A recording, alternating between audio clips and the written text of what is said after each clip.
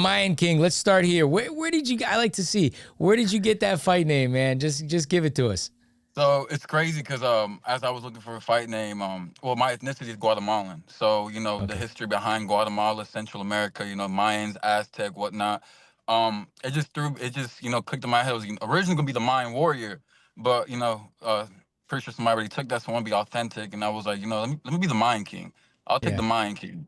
Rep my country, rep the ancestors and everybody. That was my plan. So hopefully, I live up to the name, which so far I have. And it's catchy, man. It's like Yeah. it plays off the Lion King a little bit too, right? It Like does. It does.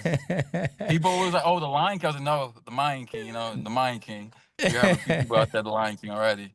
That's awesome, man. One thing, I commentated your last fight in MMA, and what a fight it was. We'll get there in a second. But I heard in your post fight interview, you thanked your coaches, you thanked your family, and you said a couple people by name, and you said, "This is for us too." Tell us a little bit about maybe some of your powerful influences and people that have kind of helped you along the way to get to where you are, because I always like to capture that from you guys. When I say it's for us, I'm not just specifically saying, "Oh, my gym, my family, whatnot." This is just for the people. This is for the people that fell off the road a little bit, trying to do good. Everybody has good and bads in their life, and gave him that. I went through something in my life, not proud of it. And I want to tell them, like, look, no matter what you go through in life, this belt is not just for me, not for the gym, not just for my family, for everybody that's going through it. There's always a way out of everything. You could be a full-time worker, a full-time whatever, you know what I mean? And me, I represent the blue collar industry as well. I'm a blue collar worker. Been doing this since I could remember. I represent them because you got iron workers, concrete workers, asphalt work, whatever. I represent them as well because what they say is construction is people for broken dreams, and I want to break that shit. And I was like, no, it's not. It's for people that are willing to go through the sacrifice to get what they want. So Right. not just only that, but I also represent, um, the immigrants that come to this country, hardworking people. My mother came here as well. My father came here as well. If they didn't come here, I wouldn't. The Mayan King would not be here.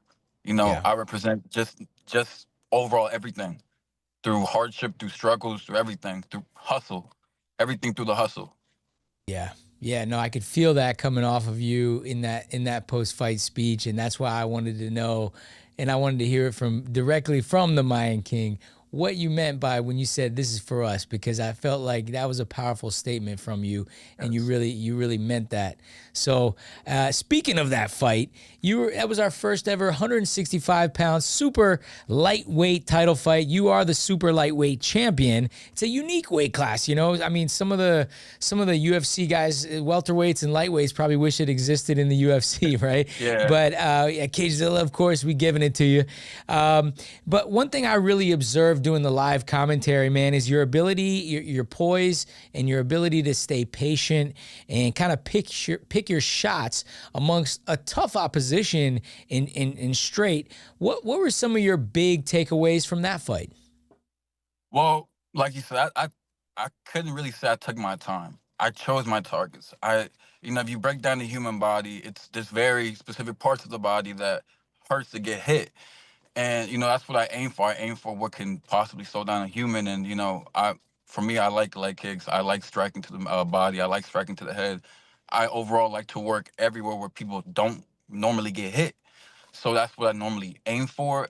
Even in the fight, where Straight had me in the cage. He was just throwing fire at me, and I'm not scared to throw in the fire as well back. Yeah. I'm going to catch you when you least expect it. Yeah, no, that was a heck of a fight, man. And